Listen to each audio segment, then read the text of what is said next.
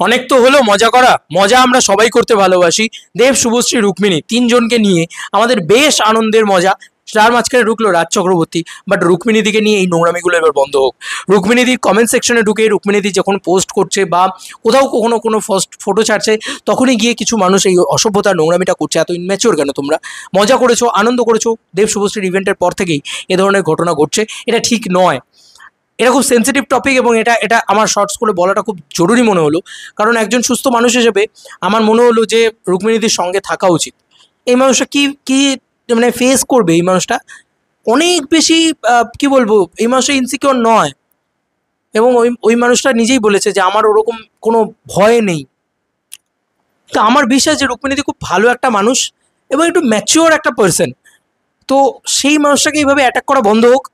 এবং already রুক্মিণীদির official fan club রুকস্টার, তারা কিন্তু আমার সাথে যোগাযোগ করেছিল। তো তাদেরকেও আমি দেখিয়ে দিচ্ছি, অফিসিয়াল ফ্যান্স ক্লাব রুকস্টার, তাদের আমি একটা পোজিশন দেখিয়ে দিচ্ছি অলরেডি। তোমরা সেই রুকস্টারে জয়েন করতে পারো, রুক্মিণীদির নিজস্ব অফিসিয়াল ফ্যান ক্লাব। আর এই ঘটনাটা যেটা হচ্ছে সেটা কিন্তু ভালো হচ্ছে না। তাই আমার রিকোয়েস্ট থাকলো যে দেব শুভশ্রী আসবে বারবার, কিন্তু রুক্মিণীদি তাতে কোনো মানে নেই, ঠিক আছে?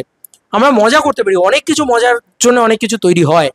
বাট তা বলে মানে এটাকে নিয়ে একদম মানে সিরিয়াস হয়ে অ্যাটাক করতে যাব, এটা ঠিক না।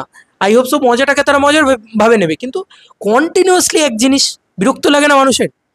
এটা এটা বন্ধ হোক। জাস্ট এইটুকুই বলবো। Thank you so much. Bye by.